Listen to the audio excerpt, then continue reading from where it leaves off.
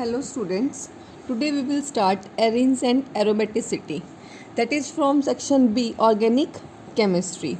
तो हमारे arenes और aromaticity क्या होते हैं? The word arenes is used to denote a group of compounds referred to as aromatic hydrocarbons. तो जो word है arene वो हमारा किस लिए यूज किया है? To denote a group of compound refer to as aromatic hydrocarbon, जो हमारे एरोमेटिक हाइड्रोकार्बन्स होते हैं उनके लिए. During the 19th century, a large number of organic compounds were isolated from balsams, resins and oils. 19th century के वक्त हमारे large number of organic compounds isolate हुए थे रेजिन से, ऑयल से, बाल्सम से. जो ये ऑर्गेनिक कंपाउंड्स हैं वो क्लासिफाइड हैं एरोमेटिक में because they all possessed a characteristic smell. तो इतना क्लियर है. These organic compounds were classified as aromatic because they all possessed a characteristic. In the reaction of aromatic compounds, the most important structural feature called benzene nucleus is retained. जो हमारी aromatic compound की जो reactions है उनमें most important जो structural feature है वो हमारा क्या है? benzene nucleus. benzene nucleus. These are known as benzoid aromatic compounds. और इन्हें क्या बोला गया है? benzenoid aromatic compounds. There is another group of compound which are aromatic in character but do not contain the benzene nucleus. एक और group है compound का जिसे एरोमेटिक, जो करेक्टर में तो एरोमेटिक है but do not contain the benzene nucleus, उसके पास बेंजीन न्यूक्लियस नहीं है. उन्हें क्या बोला गया है? Non as non benzenoid aromatic compound. तो जिनके पास बेंजीन न्यूक्लियस होगा वो क्या होंगे? Benzenoid aromatic compounds. और जिनके पास बेंजीन न्यूक्लियस नहीं होगा उन्हें क्या बोलेंगे हम? Non benzenoid aromatics compound. Include compound such as, अब कौन से हैं? For example pyrrole, furan, thiophene, azulene etcetera. तो एक तो था बेंजेनोइड एरोमेटिक कंपाउंड्स और एक नॉन बेंजेनोइड एरोमेटिक कंपाउंड्स. फिर देखते हैं nomenclature of benzene derivatives. Benzene is the IUPAC name for the parent aromatic hydrocarbon C6H6. The nomenclature of benzene derivatives is based on the fact that all benzenoid compounds are named as substituted benzene. ठीक है, तो first देखेंगे mono substituted benzene derivative, फिर die substituted, फिर poly substituted. तो mono substituted benzene derivative में क्या होगा? जो ये क्या बन गया देखो, इथाइल है और लास्ट में हम पेरेंट जो होगी उसको नेमिंग दी बेंजीन, क्योंकि क्या है? Substituted benzene. तो इथाइल बेंजीन. ये हमारा कौन सा ग्रुप है? विनाइल. तो विनाइल बेंजीन, इसे स्टाइरिन भी बोलते हैं. CN कौन सा ग्रुप है? Cyano benzene. और ये क्या हो जाएगा? बेंजोनाइट्राइल. ठीक है. ऐसे एक और देखो, ये तो थे mono substituted benzene derivative, substituted जो बेंजीन था. अब इसमें क्या होगा? बेंजीन को फर्स्ट प्रेफरेंस देंगे और जो ग्रुप होंगे जैसे कि हमारा फिनॉल ग्रुप होता है, OH होता है, और ये है हमारा सल्फ्रिक, तो ये सल्फोनिक एसिड, तो इसका नाम क्या हो जाएगा? Benzene sulphonic acid. ठीक है. और अगर COOH कार्बोक्सिलिक ग्रुप जोड़ देंगे तो क्या हो जाएगा हमारा? Benzoic acid.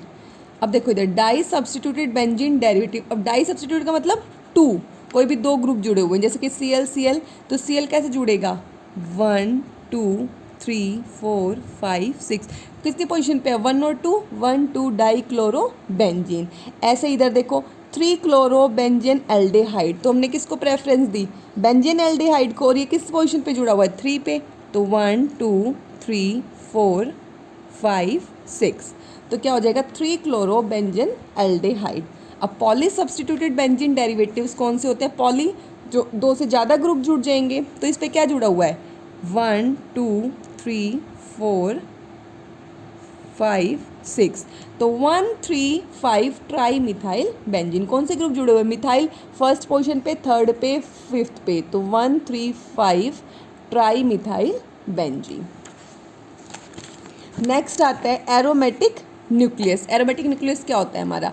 The ring of 6 carbon atoms in benzene and it's derivative is called aromatic nucleus. जो 6 कार्बन एटम की जो रिंग होती है बेंजीन में और उसके डेरिवेटिव क्या बोलते हैं? Aromatic nucleus. In the benzene nucleus all the 6 carbon atoms are equivalent. Benzene nucleus में जितने भी 6 कार्बन एटम होंगे क्या होंगे? इक्विवेलेंट होंगे. And any one of the carbon atom may be number as 1 but for the sake of uniformity usually the as usually the top carbon atom of the nucleus is numbered as 1 while the rest are numbered in clockwise direction. ये कहता है हम किसी को भी preference दे सकते हैं, जो हमारे कार्बन एटम है जो इस बेंजीन रिंग में, वो सब क्या है, इक्विवेलेंट है, और किसी भी कार्बन एटम को कहीं से भी नंबरिंग दे सकते हैं, बट हम कैसे यूज़ करेंगे, यूजली टॉप से. तो जो ये फर्स्ट वाला कार्बन होगा, ये कार्बन है यहाँ, तो फर्स्ट वाले कार्बन को क्या देंगे 1, और फिर हम क्लॉकवाइज डायरेक्शन में देंगे 1 2 3 4 5 6, तो क्लॉकवाइज हो गई ना, तो ऐसे नंबरिंग देंगे. तो ये होता है हमारा एरोमेटिक न्यूक्लियस. फिर आता है the side chain. Any alkyl group or its substituent containing at least one carbon atom attached to the benzene ring is called a side chain. अगर कोई भी alkyl group या कोई भी substituent जिसके पास एक कार्बन एटम है और वो बेंजीन रिंग से जुड़ा हुआ है, उसे बोलेंगे साइड चेन. देखो ये वाली हमारी क्या है, बेंजीन रिंग है, तो ये हमारा क्या हो जाएगा, न्यूक्लियस, और जो बेंजीन रिंग के कार्बन से कोई भी alkyl ग्रुप जुड़ा हुआ है वो हमारा क्या हो जाएगा, साइड चेन.